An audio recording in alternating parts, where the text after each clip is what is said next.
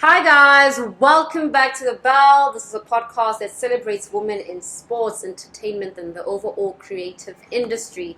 Today we have a very special guest, Lebohang Masango, and she's going to talk about all things anthropology, being an author, being an award-winning poet. I mean, we have a lot to talk about. We do. Thank you for having me today. Thank you for making the time. I mean, you are busy. Actually, because I was reading your bio and it said you're a PhD candidate. Are you still a candidate or? Still a candidate. Okay. Hoping to change that by 2023. Hoping to change that by this time next year. Okay, so this time next year, hopefully we're calling you Dr. Lebohang Masango. I would love that so much. Hopefully. Yeah. No, you'll get it. You'll get it. So let's start to where it all began. So you as a child, I know you were born in Sweden. Yeah. And then obviously you made your way here. So talk us through that. Okay, so my parents were freedom fighters. They were part of Umkhonto weSizwe, and they met probably in Angola in the 70s. So is this an exile? This is an exile, yes. So they made their way through eventually to Sweden, had me there, and then lived there for like very few years. I think we were back here by about 93 or so. We came back, established a home in Pretoria, and went to school in Pretoria, went to high school in Joburg, and in Joburg at the National School of the Arts where I went to school, that's where I really found my passion for all things, creativity and books and all of that, and so that really is where my journey first began. Alright, so then, wait, are you the oldest out of all your siblings? I am. Do you think that actually plays a part into what you do now, like in terms of like your soft skills, just like leadership-wise, or just being in control of yourself, or like being in charge of like your schedule type of thing? I think so. I think there's something about being a firstborn that really gives you a lot of self-starting motivation. Right. The initiative to do things comes from within. No one ever really has to push me to do much. I can do it on my own. And I mean, I've only ever been a firstborn, so that's all you know. That's all I know. So I think so. Yeah. All right, and then I want to talk about like your high school career, or even primary school, right? What were your interests? I know in high school you majored in dance. Yes. So you didn't even know what anthro was, and now you're an anthropologist. Exactly. I mean, so at school, in primary school, I started doing ballet then. I started doing ballet when I was 8, and then in high school, I majored in dance, even though my school did have academic subjects. And when it was time to choose a university, I actually got accepted to LISOF to do like fashion journalism. Yeah. And my mother was like, no, absolutely not. Please go to a quote-unquote proper university. Her words, not mine.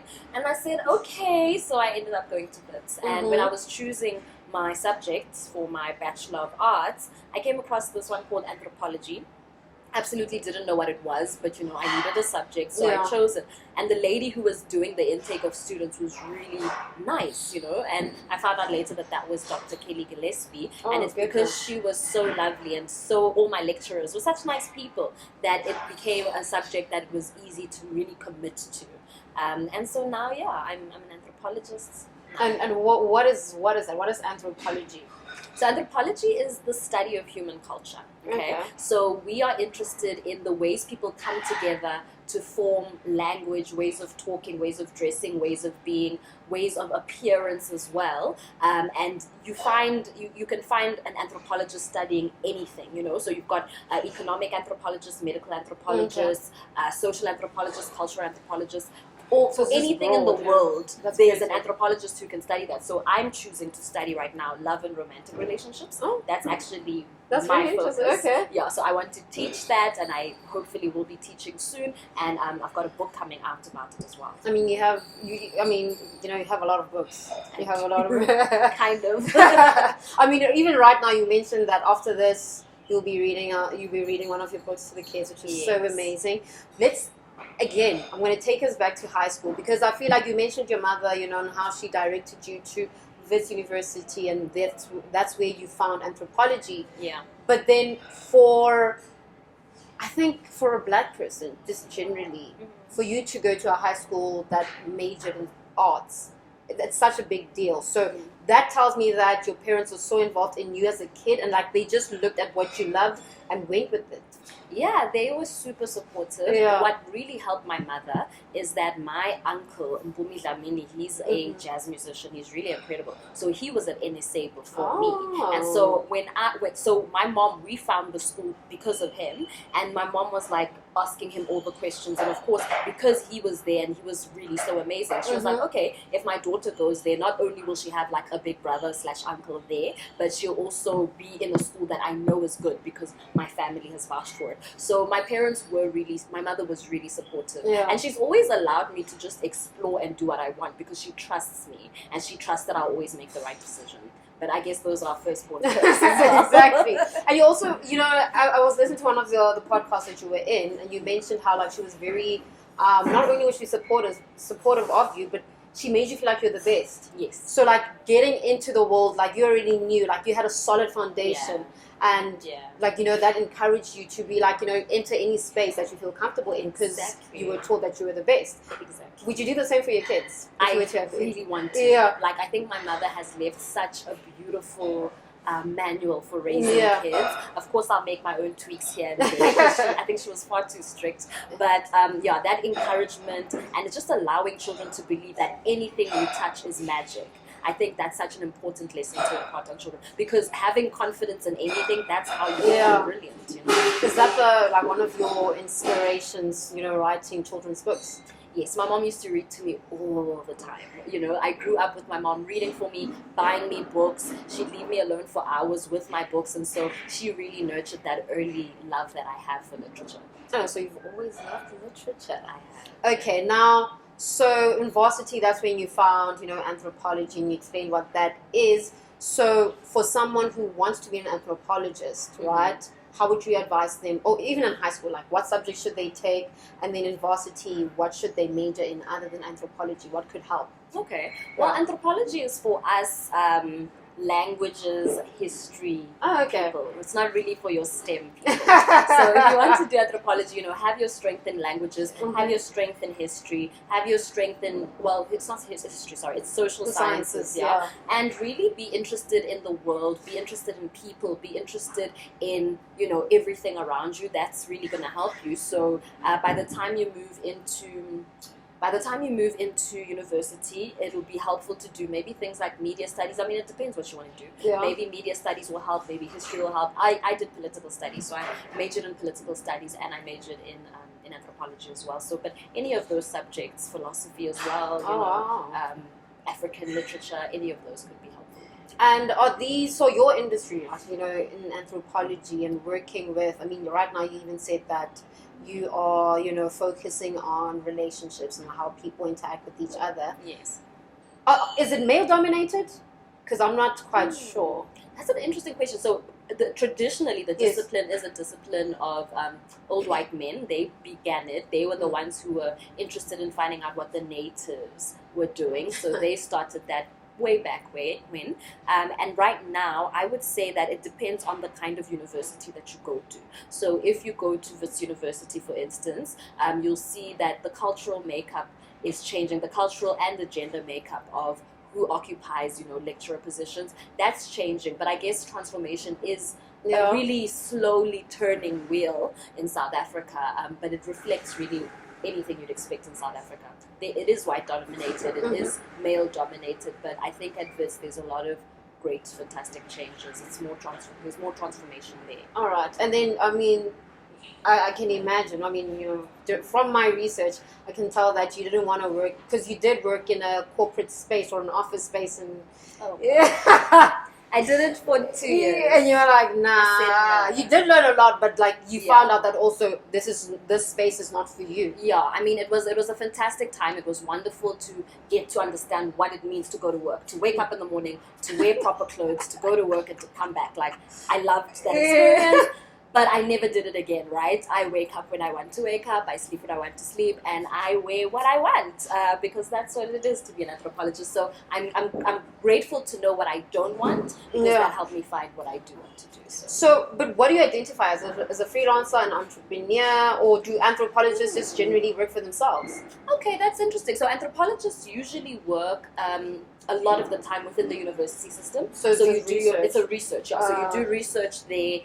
You can lecture if you want to. So I'd like to go into that path, but also because I write and my anthropology informs my writing. You could call me a freelancer. I've written scripts for like advertisements and for like media campaigns. I've written, I've collaborated with media houses to do, their ads and their campaigns and so on. So like it's just where my writing takes me. It really is about writing.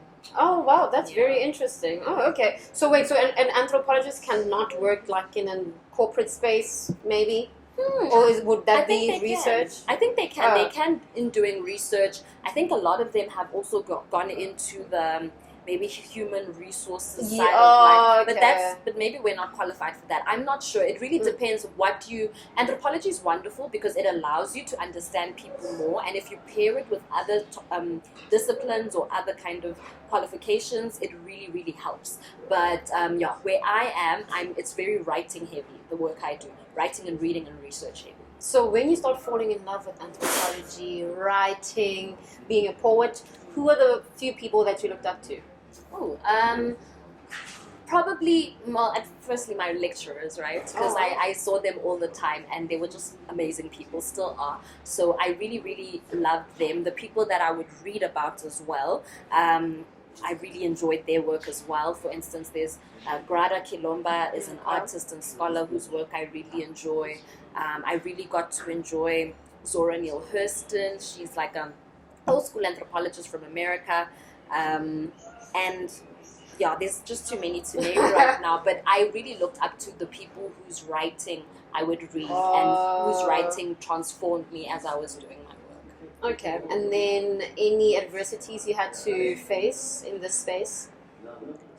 Not really. The adversities that you face are the adversities anyone faces in university, right? Okay. So just you're tired, you don't plan properly, you party too much, you have an assignment due, you don't do it, it's a bit late, like the usual stuff. So those were the adversities really.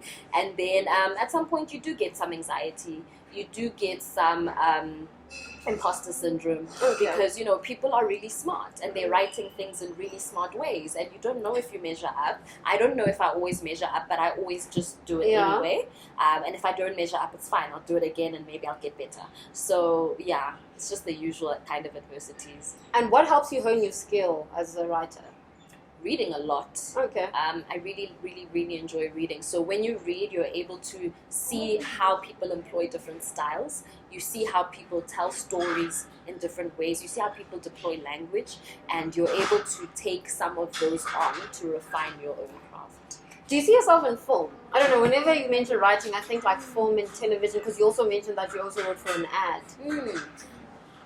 Not really. and who knows, maybe I can write something which can later be adapted for screen. So if it's adapted for screen, definitely I would love that. But in terms of actual screenwriting, I respect people's professions, so I never studied screenwriting. So it's possible that I'll never become a screenwriter because I didn't study it. If I study it, then that's something I could do. But just from where I'm sitting and what I do, if people want to adapt the things I do for screen, that would be amazing. I'd love that. Oh, that's amazing. Yeah. And then for young girls coming up, what advice would you give them? Or actually, no, let's start with you. What advice would you give your younger self in high school? Start the assignment today. Procrastination. Start the assignment right now. Don't be like, it's due for Monday. No, I can start Sunday. Because it never goes that way. There are chores when you're in high school. You have chores. And things just happen. And things just happen. And you just are lazy. So I think I would get myself into the habit of starting work immediately because procrastination has stolen a lot from me. Like I've been able to achieve a lot, but I've achieved much less. Yeah, because you could have achieved more. Yeah, could have. So for a young high school student, because you mentioned that in high school you didn't even know what anthropology was. Yeah. So for a young high school student, how would you advise them to get into this space? Or how would you even encourage them? Well, I think that if you love reading and if you love understanding people's cultures, because I've always had a fascination with that country over there, that village over there, those people over there. What do they look like? How do they dress? How do they celebrate? How do they mourn? If questions of humanity interest you, I think that continue reading, because what books will do is that they'll always open you up to the world, right? So continue reading, continue having that interest, and of course do really well at school. Yeah. And when the time comes, you'll find that anthropology is there for people like us who are really interested in other people. If you can people watch for hours, if you can watch reality shows for hours, then sure, you know what I mean? It's something you can eventually find a home in. And the lifestyle of an anthropologist, because you mentioned that it's not like your 9-to-5 corporate space. How is that? Please describe that for us. Okay, so right now, because I am a student anthropologist, you can call me a baby. I'm a real anthropologist. I forgot I got my master's, but I am still a candidate, so I'm in school. Yeah. But a usual day really is, it's lots of reading and writing. And I know it sounds so repetitive, but it's literally it. You read. But what do you read? Is it do you read journals, novels? Okay, so right now for my PhD, right? Yeah. I am writing. My PhD is on romance, and I'm interested in corruption. I'm interested in how corruption is influencing people's love lives. That's actually the subject of the book that I have coming out in October.